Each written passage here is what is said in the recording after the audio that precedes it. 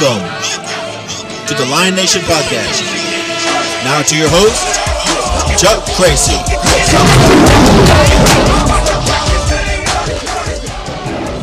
Welcome everyone to J&J's Barbecue. Let's get a big round of applause for J&J for hosting us tonight. They have pretty awesome food here at J&J's. We kind of make the rounds. We go to Bush's occasionally. We're at J&J's this week, and it may be a surprise where we end up next Monday. We started district play this past Friday. Coach had kind of a rough night against Stony Point. You know, we competed and probably had our opportunities. Some of those kind of slipped away. But one of the things I wanted to focus on and have you talk about is the learning curve with a new offense and the way that the schedule is set up. We've progressively played better teams as the schedule has gone on. So it's a lot of times it's difficult to see what progress is being made because you're competing against that next level team, and it's going to continue to be that way for a few more weeks. Talk about that. Well, we'll go back to Stony Point, and I'll tell you kind of the same stuff I tell the kids. They all love each other, and they are family, and they are brothers, and we had that brotherhood is strong. But I told them Saturday, I said we can't be a good team until we stop killing ourselves as a team. Right. You know, we can't beat ourselves first, and then expect to win the game. And you know, there was between two teams, between us and Stony, there was like 38 penalties, and so it. You know, I don't know if you can say we got stopped. I don't know if we got stopped or we stopped ourselves. Yeah, there was a lot of that. And, and it's just, holding and jumping off sides and delay. And it's just, until we quit beating ourselves, we can't, we can't do anything. So, you get behind the chains a little bit. It changes play calling and stuff like that. And so, but I like, as far as our offense, I really like where they're at. They're getting better.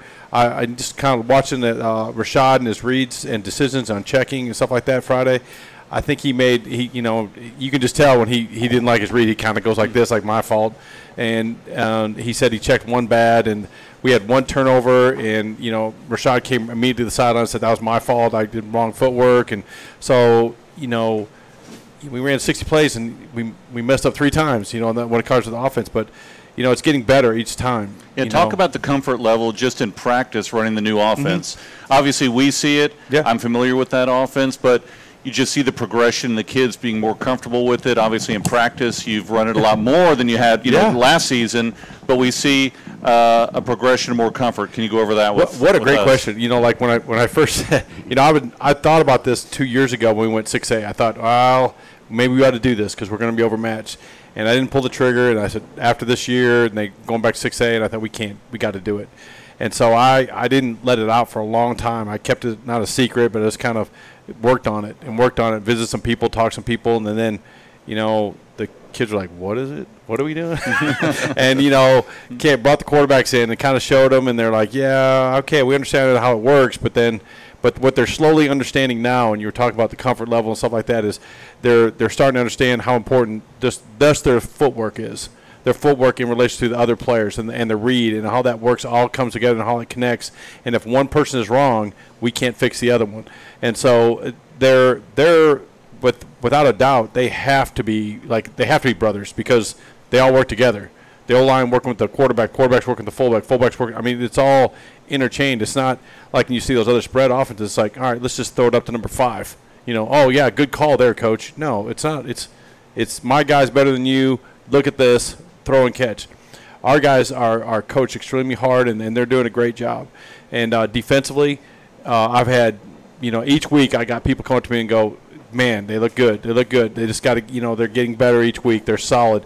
I know Friday we played good, solid base defense for a long time. They gave up 3 big plays, and I said last week, I asked Coach Ramsey and the defense just get them on the ground, keep getting them on the ground, and eliminate big plays. And their offense will screw up. And we saw that Friday. And they put the ball on the ground like 3 times. They fumbled the snap. And we'll continue to do that. And Coach Ramsey and his Coach Biefeld and Coach Weichert and the guys over there are doing a tremendous job. Well, and that's just how close that kind of game is. The ball was on the ground a couple of seconds.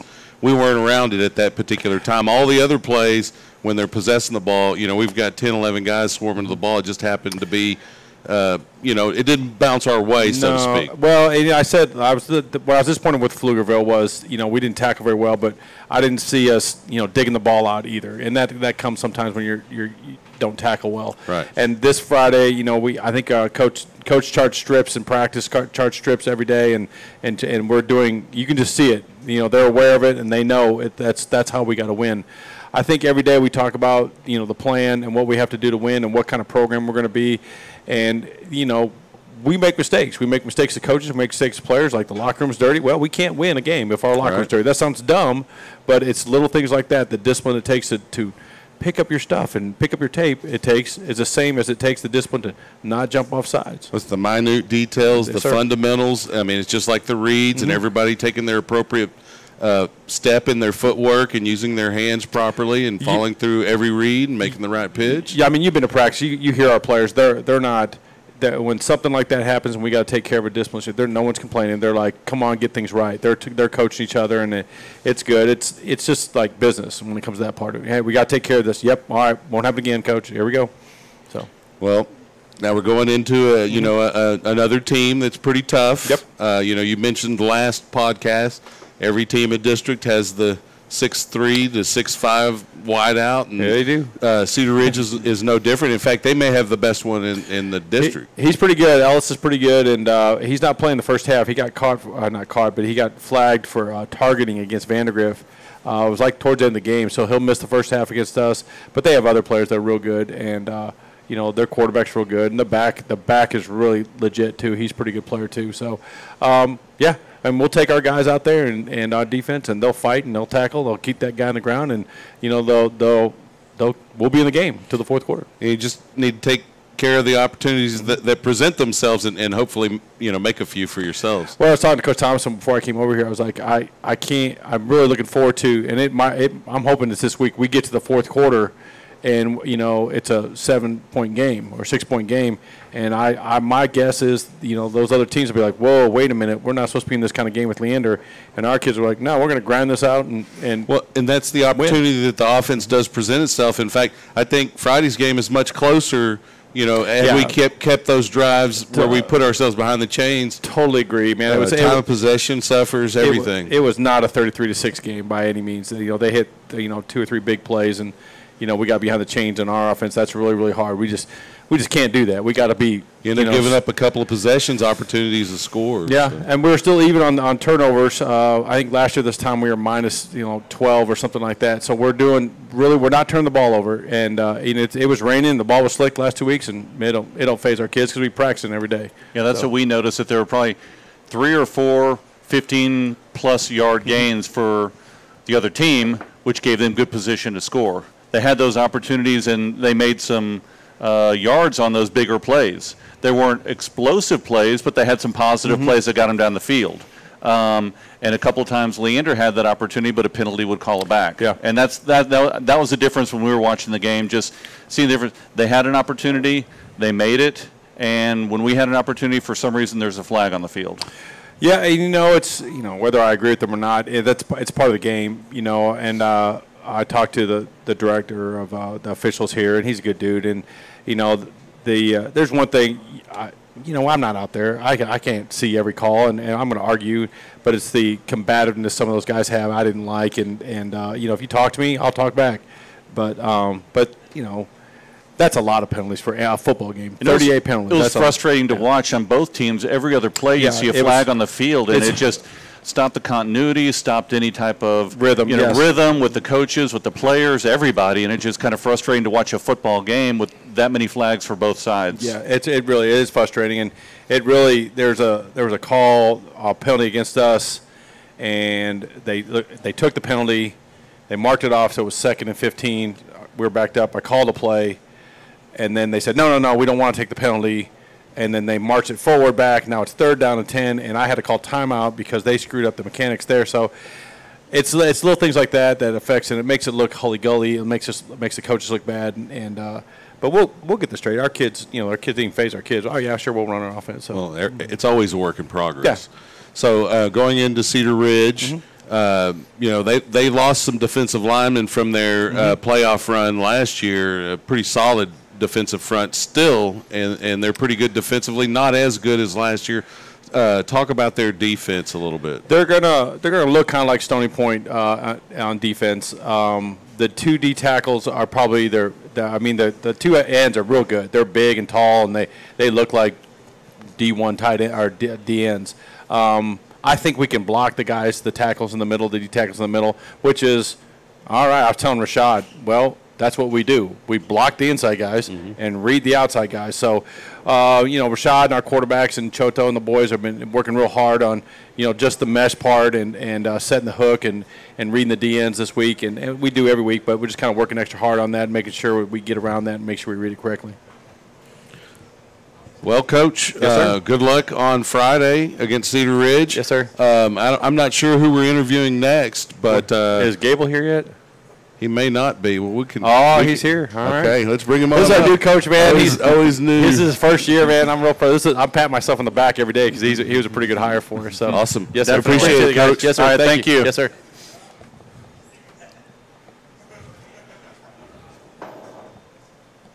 So we got it's Coach Gable. Yes, sir. What's your first name, Coach? Thomas Gable. Yes, sir. Welcome. Thank you. Okay, welcome to our podcast, Lion Nation podcast. Obviously, welcome to the Leander family. Thank you. So you were hired at what point? When did you start? Let's start there. I first started showing up right at the end of spring ball. Okay, so you got a little bit of time. Yes, I worked all summer with the guys and was here just about every day and trying to build relationships with the guys, and so trying to see where we can go and see what our potentials are. And as I've been here, the ceiling is through the roof. So and they seem to have grown as a unit, the offensive line. It's a little bit different blocking scheme than some of these guys were accustomed to. Talk about how they adapted from something that they were used to doing, more of a zone, almost defensive at times, right, to a more aggressive blocking. That was a good point you made. Defensive, it seems like, versus this offense, it's downhill. We're going to line up, put all our weight on our fingers, all on our toes, and we're going to hit you in the mouth. And by the time you can recover from that, we're either past you or we got the ball outside, and here we go. We're trying to get the edge, or we're running 3, 4, 5, 6 yards up the gut. Right, and 4 or 5 yard gains are awesome all day long. Multiply that times 3, that's a first down every single time. Every time. So talk about your line. You don't have to name them individually, but you have some experience up front. One of we'll talk about your center. He was, I think it was second team all district last year as a guard on the lines. Talk about how important it is to have a center who's experienced and that can lead the bunch. Right. He's the anchor of it all. You have to tell him one thing one time, and it's done. And so it's good to have that experience. And we have some young. Our left tackle is a sophomore. Right. And he's there to lead him along with the other seniors on the line who are lending a hand, and they're there for him. And so it's definitely a well-knit group. We still have a ways to go, as always. Well, and you have a couple of big guards. One is a all-around football player, a little inexperienced as a lineman, at least on the varsity level. Right. Talk about those interior guys a little bit. So one of the benefits of this offense is, you don't have to be 6'3", 280. You got to come off the football. You got to come low and hard. You got to be able to cut guys, and those guys they're able to get that concept. It's right here, right now. We got to hold our water for a little bit, and we're either past you or we're out the gate. And so, knowing that they just have to know their assignment, no hesitation, and we're going to be just fine. And so they, like you said, left guard, he's got football IQ, and so he's able to pick things up. He knows where to go, when to go. And it's same thing. Real natural about It's natural, yeah. I mean, and for several of those guys, it's a natural aspect, which makes it a little bit easier for us. Yeah, and you don't always see that with the bigger guys. No. So it is nice when you do see that. Now, I know one of the Stony Point coaches. He was up in the press box on Friday, and I spoke to him at halftime. He talked about how difficult a week of practice they had defensively preparing for this offense and the blocking schemes and just everything. Right. Talk about the advantage that this offense can bring at this level to Right. a team like the Lions. So, I mean, if you go and see how many 6A, 5A programs run, the flex bone, wing T style offense, you can probably count them all in your one hand. And so they have to change their whole defensive scheme. They have to stop practice. They have to get the proper scout team. I mean, it takes time. It takes reps for the scout team to be able to give the defense a look, and so that's the advantage that it gives us. And so, I mean, versus, they see a spread offense every week. And so when it comes down to us, they have to change a whole new mindset, have to be able to identify, who's eligible, who's ineligible, who can get the ball. We got motion going this way, the play's going that way. I mean, it can be very confusing absolutely. for a defense. It is. So, I mean, that is an advantage we have. Is just they probably won't get as many reps as they like, and we're perfectly fine with that. Well, and the way that football is, a lot of teams will copycat what other teams do, especially offensively, and the zone spread stuff is everywhere. Yep. And so as a defensive player, you can become lazy in your preparation from week to week because you're accustomed to going to similar style offenses. Absolutely.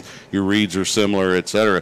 And then you throw in a preparation for this, and it can kind of give yourself a real big advantage. Right, and one of the things that the spread offense has is, you mentioned it earlier, being defensive. And so they're getting their eyes up for someone to come and get them versus our offense. We're either see us and we're cutting you, or it's too late and you're already on the ground. And so they have their head on a swivel. They don't know where to look versus them being as downhill as they have been before. And that's one of the parts of preparation that those defenses have to deal with. They have to learn to block those cut blocks. Absolutely. Which they don't typically have to do from week to week. Right. Well, give us a little background on yourself, where you're from. So I'm from Round Rock, Texas. I went to Round Rock High School. Dragon. Yes. My dad actually. There's a Westwood warrior over there. My dad still teaches and coaches over there. I have a Okay. younger brother who's a junior over there. Okay, so you'll get to coach against them. It'll be an interesting deal. We'll have a bunch of family, so it'll be kind of a big rivalry we'll have going on. So and even the ones who can't make it can watch it. right, there you go. Or Absolutely. they have to listen live, but listen. then watch it later. I've got my grandpa. He's up in Oklahoma City area, and so he asked, and I was able to find your podcast and your streaming for the radio, and so he's able to listen onto the game. So he flips back and forth between my game and my dad's game, and so you were playing for Round Rock, what, like 2 years ago? 4 years ago? not quite. I graduated in 2013, and Okay. so I played in 2011, 2012. Okay. at varsity level. And where did you go spend your college time? I went to A&M. And you were just a student at A&M, or you play ball there? No, I was just a student. You didn't do the 12th man thing, or? No, well, I did. I was in. I originally started out at Angelo State University for a semester, and I thought I was going to be going to the military, and so I went down that route. And then I had a change of heart, and so transferred to A&M, be a little bit closer, and decided to go into teaching and coaching from there. Yeah, So. it's one of those sports. You just love it. Once you love it, it's hard to give it up. I didn't try to follow down, my dad's footsteps, because a lot of people are like, oh, you're going to be a coach just like your dad. And I was like, no, I don't want to do that. But here I am, and I wouldn't change it for anything else. And it is about the relationships, and we briefly talked about the players, but it is one of the things that makes coaching one of the more admirable professions in my mind. Right. So, now, are any of your linemen here, any of the senior linemen, or do they all skip out? I saw one. There's Puckett. Bring Puckett up here. Hey, come on down. We'll interview Puckett for a little while. We'll let you off the hook, There you go. Coach. Awesome. But before you go, you have to tell us who your favorite high school teacher is, or was. Oh, my favorite. Because it wasn't that long ago. Oh, goodness. Let's see here. They may hear it. Oh, shoot. You can throw in the subject too. If there's a teacher that you liked better but hated the subject, and then there was another one that I hated English, had but to. probably my favorite teacher was my sophomore English teacher. Miss Kara Sarles is her name. Okay, she's probably still there. She probably is. I think she is. We keep in touch. So. Awesome, Coach. It was All right. great to meet you. You as well. Good luck Thank on you so Friday. much. Thank you. Absolutely. All right, Mr. Puckett, come on down here. We're going to talk to you a little Watch bit. the wires.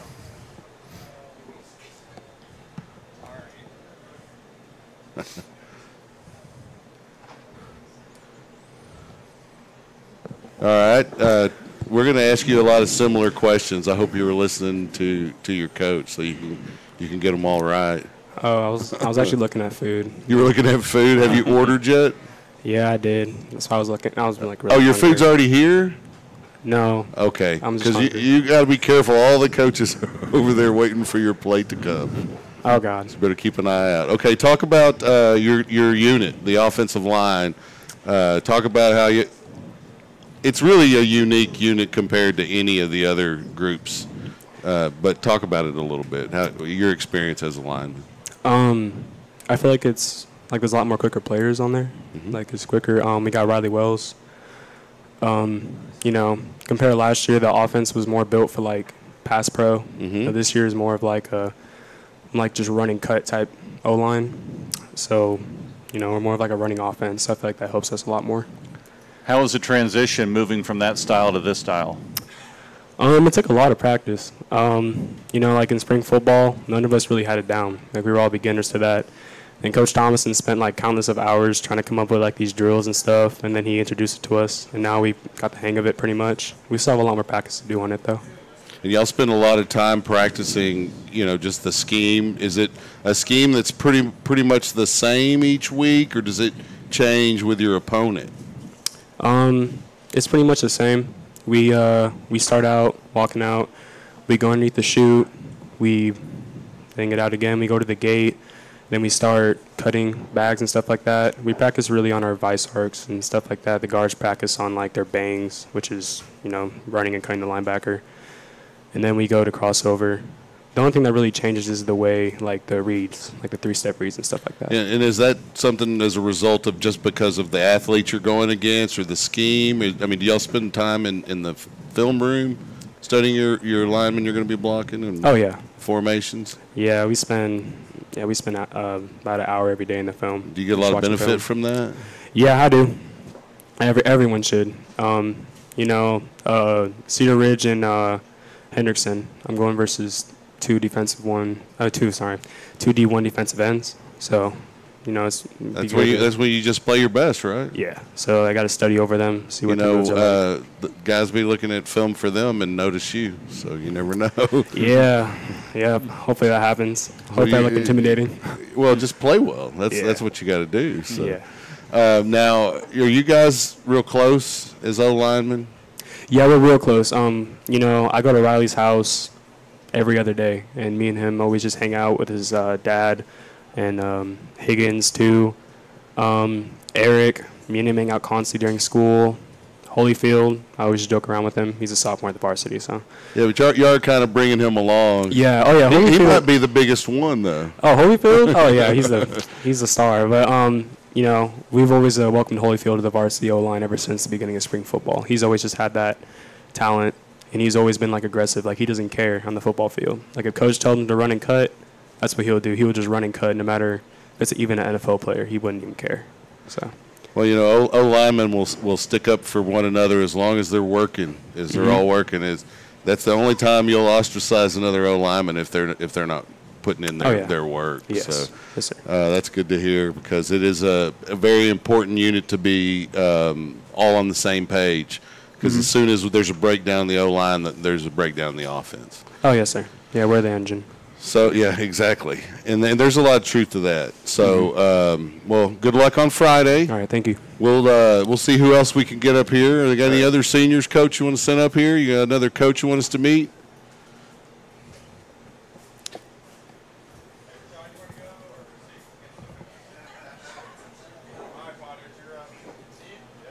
Yeah, somebody with personality. Oh, a Potter.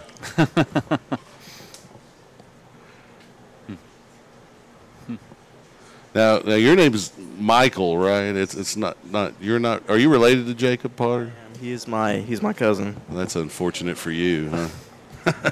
No, he's a pretty nice guy. Yeah, he's nice. He's cool. All right. Well, talk about. You know, you're a D lineman. Talk about the D line as a group and the defense in general. It's kind of a new coaching staff almost all around. You got a couple that are back, but it's a whole new kind of scheme. Talk about it a little bit. Your coaches. It's definitely a new scheme. Like last year, coming from basically a frog stance and moving laterally across the D line, it's totally different, more aggressive stance. Going, really trying to emphasis almost every week about hands, hand placement, alignment, pad level. It's totally different. And so you had to learn all new footwork, all new hand techniques. Yep. And how long did it take you to get those down? Every week we still work on it more and more, but the general like hand placement, alignment stuff only took about spring ball, so like 3 weeks. About 3 weeks. Yeah. So talk about your new defensive coordinator and the kind of energy that he brought compared to things you've seen in the past and your experiences. He definitely brings a whole new level of energy that we've never experienced before, on and off the field. Intensity level never goes down? No, never. It's crazy. It's almost like you have to know when he, like, the different tones of of like anger. You know, it's like a energetic anger versus versus like an actual anger, mad. How long did it take you to figure that out? Oh, probably midway through summer. Okay, so it took a little while. While. So he's basically, the words are always the same, but yeah. the tone is what you're watching for. So, okay. Now, your defensive line coach is also new to the staff, and we talked to him last week. I don't know if you were here at Bush's and you got to see it. Talk about Coach Beef a little bit. Coach Beef has definitely been an improvement from last year, coaching-wise on the D-line, and he really – I feel more connected to Coach Beef than I have in previous years with other D-line coaches, just because I feel like he brings that coach and sort of like a father figure basically to the D-line, and it's definitely a good change. Well, and he's brings a little bit of discipline that all coaches bring a little bit of discipline, but he brings a little bit extra from his. I choose to think that is based on his service in the Marines. So how you guys look at him, given that service night was last Friday, and, here's this guy's at least a couple of tours in the Marines, and so it's pretty impressive, huh? Yeah, I mean, definitely. It's like somebody you really want to play for, I would think. Now let's talk a little bit about just yourself. You're a senior? So what do you plan on doing once you graduate this season, after this year? After this year, if depending on like if there's any offers or where they are, putting that aside, just based on like what I can do right now, have the option to do. I was looking at like Texas State as a good option to go to college, and originally planning on studying mechanical engineering, but it's a pretty tough degree. It is tough, and so and I got a good look at that being in pre-cal this year. And you decided you didn't like it as much? I decided that it's definitely there's other options out there. Well, and like anything, it's going to take work, anything that's worth it. And, you mentioned offers. Even without offers, there's a ton of players that go walk on places and become starters for, even big D1 schools. So, it certainly wouldn't discourage you from pursuing anything you dream. If your dream is college football, look at that, because you can walk on somewhere. There's a lot of work ahead of you from there, but people do it all the time. So talk about Leander High School and your class. Now let's get away from football a little bit. Talk about the class of 2019. What makes your class unique? What makes my class unique, I feel like, is just like everybody is always excited for Friday night, regardless They're of... pretty rowdy student section. Yeah, definitely, regardless of what's going on or, basically what's happening in the game. They're always, they're yelling as loud as they can, banging on the little trash cans they have. Just definitely an energetic class. Yeah, now talk about your academics then a little bit. Talk about your favorite teacher currently, maybe your favorite teacher of all time. Oh, wow, favorite teacher. It could be the same person. It could be two different people, obviously. Oh, definitely. You could have a current teacher. My favorite teacher of all time was my sophomore and junior year history teacher, Miss Ochester. I really she was one of those teachers where you think of an hour and a half long lecture and it just makes you want to go to sleep. But it's like she just loved what she did and really wanted the best for all of her students, and I just really connected with her. So her energy helped you get through that. History can be boring, but I kind of like it. Yeah, I do too. So, all right. So is she your all-time favorite? That was the all-time favorite. So who's your current this year favorite teacher? Probably Mr. Edwards, the pre-calculus teacher. teacher. Who do you need the best grade from? That's Mr. Edwards. Oh, I get the best grade in football for sure. Well, I had to take some calculus in college, and when you have to use 4 or 5 pages to work through one problem, that's no fun. Yeah, I knew that I did not want to get into anything with that type of a requirement in the job. So, awesome. Well, good luck on Friday. You're going to be suited out and ready to go, right? Okay. Definitely. That's what we need. Good All deal. right, well, we have Coach Weicker. That'll be great. Come on down, Coach.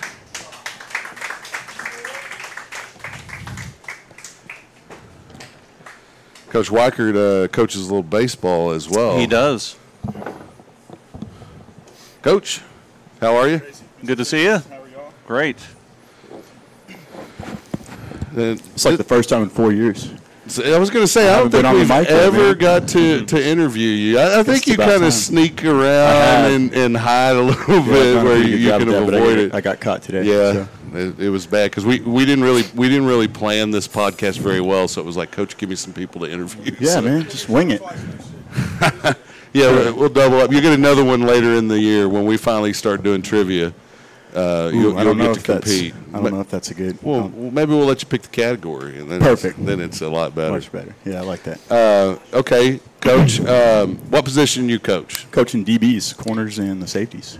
I've been pretty impressed with our defensive backfield this season. Our corners aren't going to always, step onto a basketball court and lead the game in rebounds height-wise, but they've competed pretty well. Yeah, this season. Talk about your corners We've first. Got, AJ Nelson is the first guy that I can that comes to mind when I talk about a kid that I've coached now for 4 years. This senior class is a class that I came in with. Okay.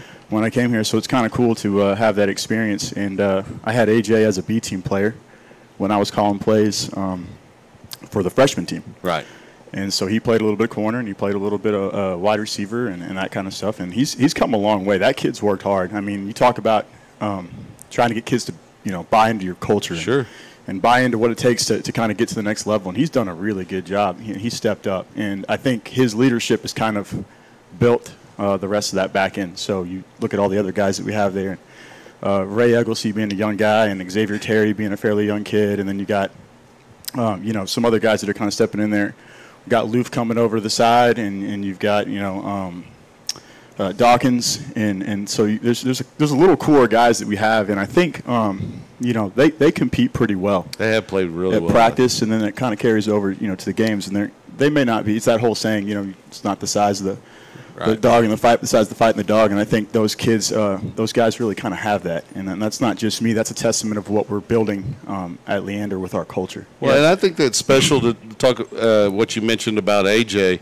And I tell kids all the time that are wavering on whether or not they want to continue to play because they're on the B team in 7th grade or 8th grade or 9th grade. I always tell them you should be where you play the most and to get the most experience now. Sure. And he's just a testament to if you work hard and continue to work, you can find yourself as a starter there on the varsity. I could sit here and name a lot of those kids that we have. Addison Lure is another one. I mean, there's a kid that played for me as well. He's a running back for me, Kevon Spence. Yeah, he's had a great season. They were both far. running backs for me when I was a freshman B team play caller, and now they're one of them's doing really well on the offensive side, and the other one's got himself a starting spot on the defensive side. So too.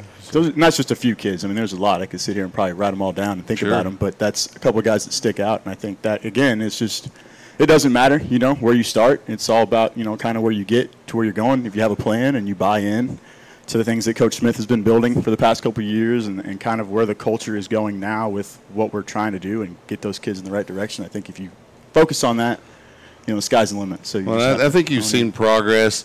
I'd mentioned it to Coach Smith a little bit. Our opponents have gotten progressively tougher each game, almost exponentially, almost twice as good as the team before that we played. And so it's difficult sometimes to gauge progress when you're looking at it from that perspective. But when you're around them every day like you guys are, you see the progress. Yeah, absolutely. I mean, you can it's you see what they do when they're in practice and then how it carries over to a game. And again, like you said, the schedule can be, it builds itself up to where it's a little bit tougher almost every week, and it's not something that we're not used to. It is what it is. We played in a district like that for the past 2 years, and I would sit here and argue that we played in the same type of district the first year that I was here when you had a team that won a state championship, Cedar Park, and teams like that. I mean, it didn't, the The only classification. difference was 5A. That was the only Yeah, and difference. I think people will say that there's a difference between the two. I think at the end of the day, I bet San disagree. Angelo Central would disagree after losing to Cedar Park on they're Friday. just, I always try to tell my guys the same thing when I coach baseball, and I had Michael and those guys. I tell them every day, same thing with these guys. They're just boys, man. They're no different than you. They might be bigger. They might be smaller. They might bench more. They may not. Whatever it is. At the end of the day, they go through the same things you guys go through. They got schoolwork like you do, girlfriends like you do. Things going on at home. And there just been too many undersized teams that were successful throughout the years. Sure. I always, go back to when I played, and you look at Odessa Permian during that time, they had undersized linemen. They had the occasional, really stud running back. For the most part, they didn't really have D1 guys ever, and they'd win state championship after state championship. Right, and that's kind of the mentality we try to have with our kids, especially on the defensive side of the ball. We want to let them know, at the end of the day, it's football. So what we got going on with those guys, we tell them, put the ball back, put the ball down, get the ball back, and get off the field. And it doesn't matter who it is. Like, that's what we're going to teach our kids to do and compete. And as long as you have that mentality, anybody can line up across from you. It doesn't matter. Well, and ultimately, that's what you can only expect them to compete to the best of their ability. Sure. And then the rest is technique that you're able to teach them. As long as they use that, then that's pretty much all you can expect. For at sure. that point. Sure. And I think our kids, those secondary guys, like you were saying earlier, the testament of those guys kind of just buying into what we're bringing to them, and I think that's helped us out a lot. So now, in the past, you coached receivers, right? I did. The first 2 years. How does that helped you here as a DB coach? Well, I think I just, I've being under at that time the offense that Coach Smith had was running. You kind of learn pretty quickly because I kind of walked into football and hadn't really been around it for a while, so the terminology was different. That whole RPO thing, I was like, what is that even? So I had to kind of sit down with him and understand this is what that is, and here's what we're reading, and here's why this needs to make sense. And then you start calling plays for it, and you fumble a little bit in your head, like, what am I doing? How am I calling this? And all of a sudden you start picking it up because you start seeing it. And I think just kind of learning that and working with the guys that have on his side of the staff that have taught me some things just about why this makes sense and why the blocking scheme has to relate to whatever we're trying to do here. You flip that over and you bring somebody in like Coach Ramsey and the knowledge that he has, which has helped me out a lot. You kind of combine all the guys that I've gotten a chance to work with for 3.5 years now. I think there's no reason why I shouldn't be able to step on another side of the ball and not have some sort of knowledge to understand what's going to defeat that or what's going to defeat us, and then trying to be able to. What's your philosophy teaching these corners and safeties? Overall, what's your overall philosophy? But my biggest thing is that I try to get them to come out and just have they need to have some sort of swagger attitude to them. I think you have to turn the page when you get beat, because I try to tell them all the time, like, Deion Sanders got beat. And they're like, who? And I'm like, yeah, I know. Here, let me show you. They need to watch some videos. Right. Man, So I always try to, we have our core values that I share with those kids, and that's going to be something that I'll hold to myself from you guys, because that's part of our culture. But I think ultimately with those guys, I try to remind them every day is you got to play physical, you got to play violent, you got to play bigger than what you are. And as long as you can, I think they're doing those things. I think I thought it was really cool. Some of the biggest hits this year have come from the defensive backs. They've done a good job. And last week we played, playing Stoney, one of their receivers, I believe, was number 2 at the end of the game. As humble as that kid, I guess he is. I don't know a whole lot about him, but he was able to walk up to a couple of the DBs and kind of tell them, "Good game, way to go, way to hold me down," that kind of thing. And he did the same thing. He walked up to Coach Ramsey and said that to Coach Ramsey, and then he kind of came and shared it with me, and then he kind of thanked me and saying that that's a testament of what you're doing, and that's true, but it's also a product of him being able to have the trust in me and give me the knowledge to be able to take those kids under my own wing and then build his philosophy on that side of the ball. And I think if you get that stuff going, those kids kind of buy into what I'm saying. It's just go out there and have a chip on your shoulder and play that way, because you have to at the end of the day. And like you said, you have to have a short memory. You get burned one play, you can't let it affect you the rest of the game. It happens because you can't they're let going to it throw the beat ball you again at you the twice. next. Like they get the ball again, they're going to pick on you one more time. So you have to be able to understand that and live with that. And that's I think as long as those kids get that mentality, you have to make them not want to go your way. You just making gotta the play. Give them a reason to do something different, or give them a reason to regret doing it. One or the other. So, I think. Now, that's one thing that I keep expecting us to really break out with a lot of turnovers in a game. We haven't quite gotten there yet. I know we've been working on it. It's a little bit more difficult with defensive backs. You have if it's a bad pass, you can intercept it. Obviously, you're going to go to the highest point and get it. But when those guys are making tackles, are y'all working on ripping the ball out or putting the helmet where the ball is? We are.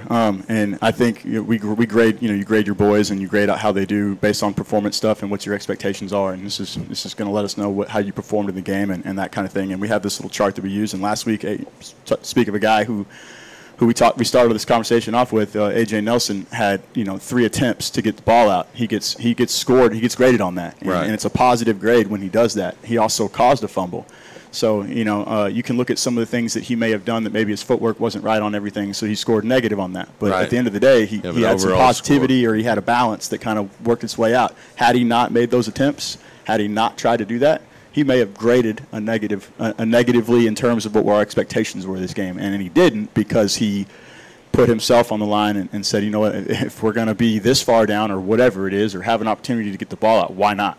Like, you guys are standing them up. I'm not the biggest dude out here, but I can get my hands in there, and he did that. And I think in practice this week, it's like Coach Smith was saying earlier, and some of the other coaches were talking about, our mentality is that we're going to find a way to get the ball out on the ground. Well, a lot of it is timing of when you put your hand into the receiver's hands and try to break up the pass or rip it out. For sure, but if you focus on your technique and what's going on, you have to be in position. The timing is just there. I mean, it's just taking what you're coached to do and making sure that when the opportunity comes, everything that you've been taught to do. I mean, there's no doubt that you should have an opportunity there and take advantage of it when it shows up. Now, it's still pretty early in the week, but have you broken any film down of the offense at Cedar Ridge? For sure. I mean, we started that on Saturday. And so, we all have our specific assignments, and I'm kind of in charge of running, trying to figure out what they're going to do when they want to put the ball in the air. And how are they going to do it, and who are they going to throw it to, and what are those tendencies, and that kind of stuff. So, I mean, I got a pretty good idea of what they like to do when they throw it. But, it's nothing we haven't seen before. I was going to say, ultimately, it's not much different than a lot of the offenses we see. It's just different athletes. Sure. I mean, so the kids our guys are going to be prepared. They're going to understand where they need to be at what time and what that's going to take. At that point in time, put the ball down, get off the field, get that ball back. Whatever it is you got to do, put it down. Let's roll. So it's going to be over at Kelly Reeves Athletic Complex, the Palace. The old Palace. Yeah, it's one of the cool things about that stadium that I like is how you come out of the locker room through the tunnel onto the field. It's different. A little unique for a high school stadium. Never played there when I was in high school, so last year was the first time I've ever been on that field. So that was kind of cool. Different, just a different atmosphere. Yeah, it's kind of neat. Pretty cool. It's almost a little like a more pro or college-like stadium in that design aspect. Sure, coming out of a tunnel. Well, tell us about you. A lot of these people may not know you or be familiar with you. So where'd you grow up? Sure. I'm from Austin. I went to high school at Austin Anderson. Graduated 2005. So I played for a coach there. His name was Trent Gregory. We actually competed against him the past 2 years. He was at Clean Ellison. He just retired. And he also coached at Leander at one point in time, and then played football at Texas State. He's a good man, a really good guy. I think the reason I'm involved in the things that I'm in and what I do is probably a lot to do with him. Really good coach to have played for. Went to school at St. Edwards, and before I got into coaching, I worked in sales for about 4.5, 5 years. Made a lot of money and then decided to get back to coaching. I did okay. I mean, I'd say I did all right. It wasn't terrible. Wasn't There's a lot of high pressure in both of the professions, but the reward to me is a little bit different. Definitely. I think I had someone who inspired me to become a coach, and it was a sales director that I worked for when I was a sales leader underneath him, and just one day kind of had a conversation, and I'd been thinking about it for a while and said, hey, I think I want to do this, and That guy I learned a lot from in terms of being a salesperson and kind of just learn how to talk to people. And he was the first person to tell me, like, you're going to be good at what you do. You should probably pursue that, and chase that dream. If that's something you have aspirations doing, go do it. He's like, don't wait. Go do it now. So I literally the next day I you want to start when you're younger, too. Yeah, I came in the next day with my brown box. Like anyone that's had a sales job, when you're fired, man, they put that box right in front of you. So I walked in with myself. I had my own box, started packing my stuff up, and then, everybody kind of just gave me a standing ovation, that kind of thing. And then I went off and started getting into the coaching world and started coaching baseball at Westlake, and then had an opportunity to come here. And I haven't regretted any second of being here. I've learned a lot about my character and then how to work with young men and kind of get them motivated to figure out whatever it is in life they want to do. And there's a lot more to life than just money. For sure. And, sure, it's nice to have things and not have to worry, about expenses. Mm-hmm. But ultimately, it's always about the relationships that you build, no matter what you're doing, whether it's, a day job like Mark or I have, or, you're just fortunate that you chose this path that allows you to really influence the next generation and really beyond, because the longer you stay in it, the more people you're going to affect. Absolutely. Yeah, I've already kind of seen that in the couple years that I've been doing it, kids kind of reaching out. So I can only imagine what it's going to be like in the next, 10, 15, 20 years. I can tell you, I went to my 30-year high school reunion, and I got to see my defensive end coach. And, I probably hadn't seen him in about 30 years. And sure. It was neat. Yeah. He ended up crying, but it is what it is. He's but he talked about just the things that we're talking about and how much the relationships have meant to him over the years. And so I commend you guys. It's not an easy job. If you sit down and calculate the number of hours you put in and divide that by how much you're being paid or into how much you're being paid, it doesn't come out to very much an hour. I try not to do that very often compared to the things that I had done But it's before. like I said, it's not always about that. No, it's not. It is. When you do talk about that, sometimes that number is kind of... I'll quit harping on it. How about that? All right, well, on Thursday, the JV is playing at Bible. The freshmen will be at Kelly Reeves, correct? Yeah. Yes. Or will they be at Cedar Ridge High School? They'll be at Cedar Ridge High School. So that's out on... what is that road? Look it up on your Google map. I forgot. Yeah, check it out on the map. But Friday night, we'll be at Kelly Reeves. Good luck, Coach. Go get them. I appreciate you guys. Thanks for having me on. Appreciate it. No problem. And that'll be the end of our podcast tonight. I want to thank Mark for filling in for Gary. He showed up. He's just a little bit late. We'll get trivia next time, Gary, I promise. In fact, we'll set it up where trivia gets done pretty quickly early. And hopefully we'll start getting more kids. And I want to interview A.J. Nelson if we can, Coach.